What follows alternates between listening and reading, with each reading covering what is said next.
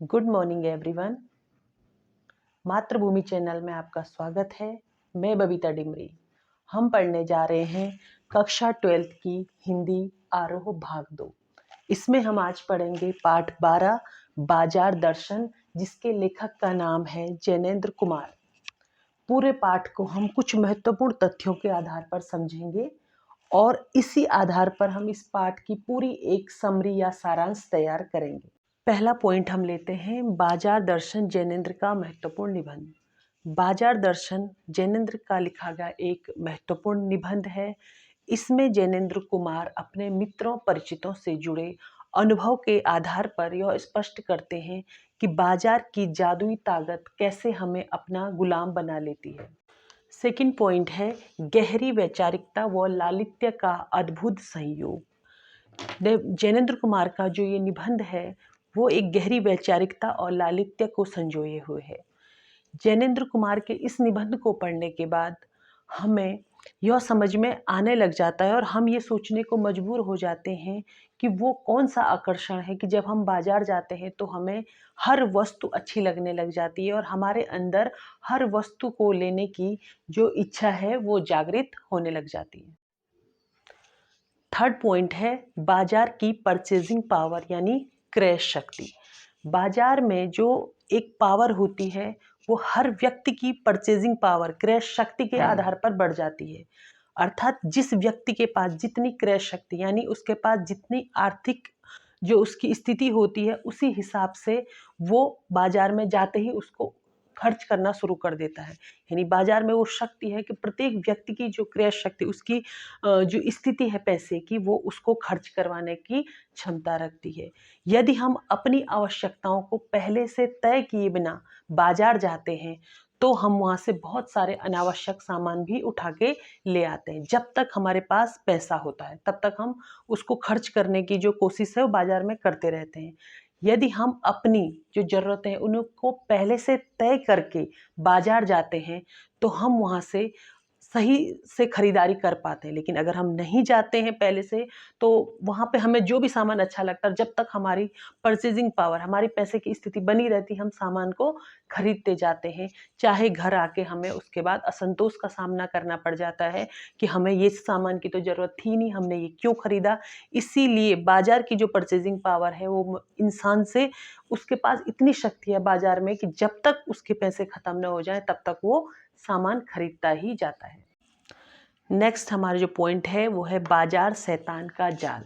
बाजार को शैतान का जाल कहा गया है। ये प्रश्न बहुत बार आता है कि बाजार को शैतान का जाल क्यों कहा गया है।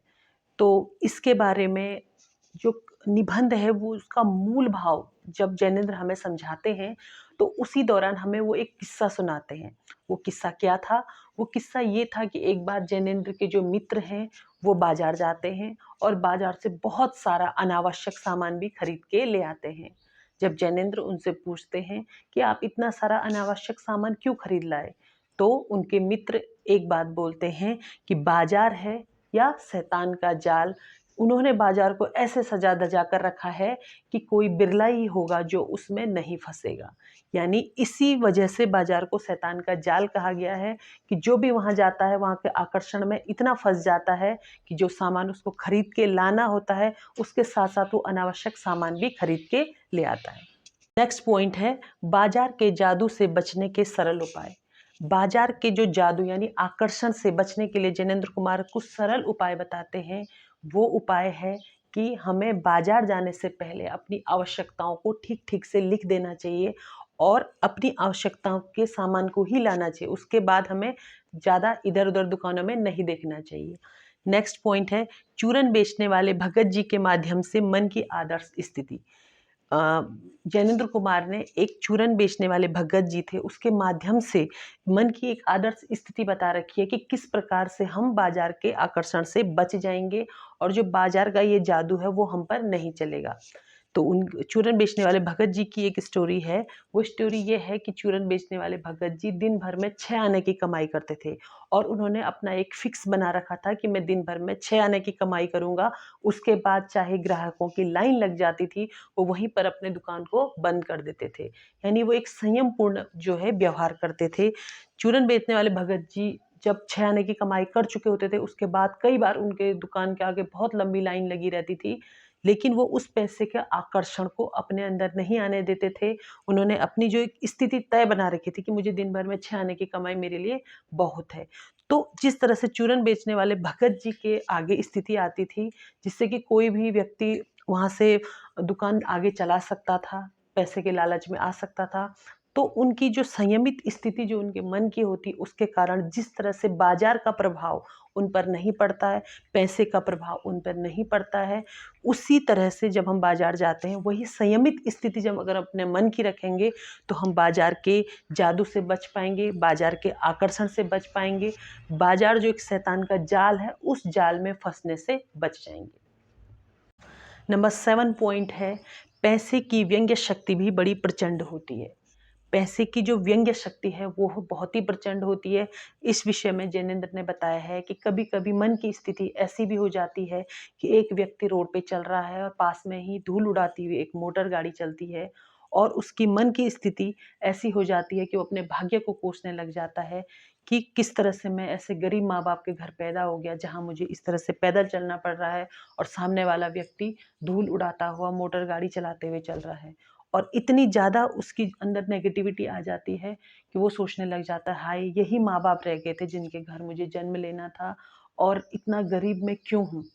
उन माँ-बाप के प्रति वो 2 मिनट में ही कृतघ्न हो जाता है, यानी उनको उसको ऐसा लगने लग जाता है कि बस सबसे दयनीय स्थिति में मैं ही हूँ।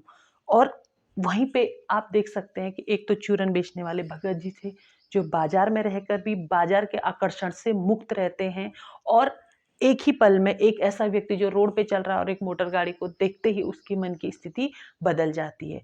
तो कुल मिला के इस संपूर्ण पाठ को पढ़ने के बाद हमें एक मैसेज जो जैनेंद्र कुमार दे रहे हैं कि जो हमारे मन की संयमित स्थिति है, उसी के आधार पर हम हर आकर्षण से मुक्त हो सकते हैं, चाहे वो बाज़ार का आकर्षण हो, चाहे वो किसी बाहरी जो हम अपने परिवेश में देखते हैं, कोई भी चीज़ जो हमारे पास नहीं है, उसका आकर्षण हो। तो इस पाठ के आधार पर आप लोगों को ये समझ में आ गया होगा कि जैनेंद्र कुमार इस पाठ के आधार पर हमें क्या समझाना चाहते थे। वो हमारे अंदर एक गहरी वैचारिकता जो लाना चाहते थे कि किस तरह से हमें विचार करना चाहिए कि हम किस तरह से बाजार के आकर्षण, बाहरी आकर्षण से मुक्त हो सकते हैं। यदि आपने इन पूरे तथ्यों को ध्यानपूर्वक पढ़ा होगा, तो इस पाठ से जो भी प्रश्न आएगा, आप उसे निश्चित ही कर पाएँगे। धन्यवाद।